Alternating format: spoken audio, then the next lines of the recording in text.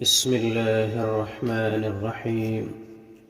تبارك الذي بيده الملك وهو على كل شيء قدير، الذي خلق الموت والحياة ليبلوكم أيكم أحسن عملا، وهو العزيز الغفور، الذي خلق 7 سماوات طباقا، ما ترى في خلق الرحمن من تفاوت، فارجع البصر هل ترى من فطور، ثم ارجع البصر كرتين ينقلب إليك البصر خاسئا وهو حسير. ولقد زينا السماء الدنيا بمصابيح وجعلناها رجوما للشياطين وأعتدنا لهم عذاب السعير. وللذين كفروا بربهم عذاب جهنم وبئس المصير. إذا ألقوا فيها سمعوا لها شهيقا وهي تفور، تكاد تميز من الغيظ، كلما ألقي فيها فوج سألهم خزنتها ألم يأتكم نذير، قالوا بلى قد جاءنا نذير، فكذبنا وقلنا ما نزل الله من شيء إن أنتم إلا في ضلال كبير. وقالوا لو كنا نسمع أو نعقل ما كنا في أصحاب السعير، فاعترفوا بذنبهم فسحقا لأصحاب السعير.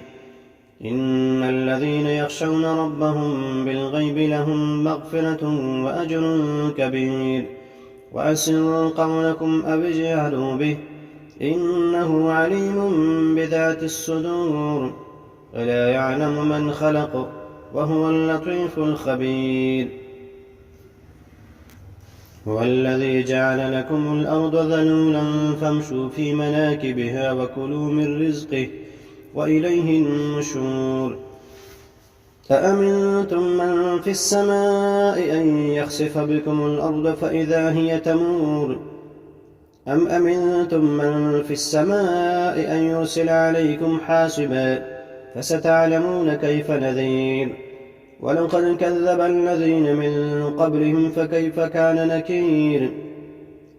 أولم يروا إلى الطير فوقهم صافات ويقبض ما يمسكهن إلا الرحمن إنه بكل شيء بصير.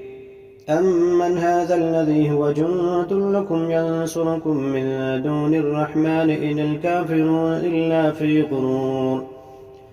أمن هذا الذي يرزقكم إن أمسك رزقه بل لجوا في عتو ونفور. أفمن يمشي مكبا على وجهه أهدى أمن يمشي سويا على صراط مستقيم. قل هو الذي أنشأكم وجعل لكم السمع والأبصار والأفئدة قليلا ما تشكرون. قل هو الذي ذرأكم في الأرض وإليه تحشرون. ويقولون متى هذا الوعد إن كنتم صادقين. قل إنما العلم عند الله وإنما أنا نذير مبين. فلما رأوه زلفة سيئت وجوه الذين كفروا وقيل هذا الذي كنتم به تدعون. قل أرأيتم إن أهلكني الله ومن معي أو رحمنا فمن يجير الكافرين من عذاب أليم. قل هو الرحمن آمنا به وعليه توكلنا فستعلمون من هو في ضلال مبين. قل أرأيتم إن أصبح ماؤكم غورا فمن يأتيكم بماء معين.